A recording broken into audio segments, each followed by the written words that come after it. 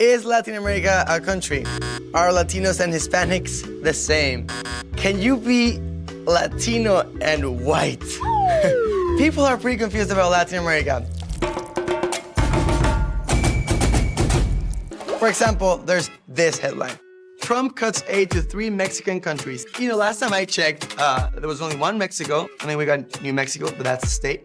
Sometimes people have a hard time telling the difference between Mexico and Latin America. Show me Mexico on this map.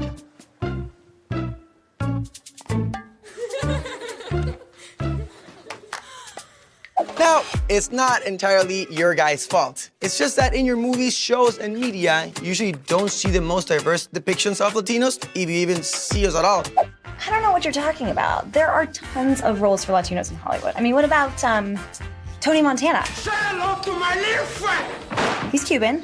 No. Played by an Italian. That's what they call in the biz. Close enough.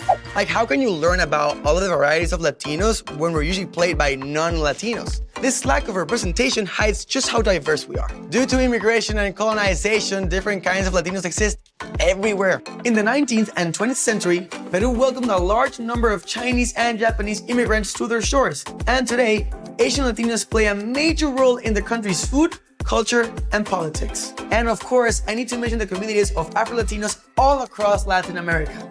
From Colombia to Venezuela, Mexico to Brazil, Cuba to Dominican Republic, and everywhere in between, Afro-Latinos make up a large portion of our population and play a huge role in defining our way of life. Despite the huge number of Afro-Latinos, they're rarely represented in the media due to the bias against darker-skinned performers. But somebody who was too extravagant to be held back by any barrier was Celia Cruz. Born in Havana in 1925 with a natural gift for singing and dancing, it was obvious from a very young age that she was destined for stardom. While she was touring in Mexico, Fidel Castro rose to power and his government blocked her from returning to the country. But she wasn't discouraged. La Reina de Cuba became a US citizen and conquered the hearts of Latinos all over the world. From the rhythm and drums in her music to the titles themselves, like La Negra Tiene Tumbao, she wasn't afraid to tell the world exactly who she was. Even her unique iconic fashion was a love letter to her Afro-Caribbean roots.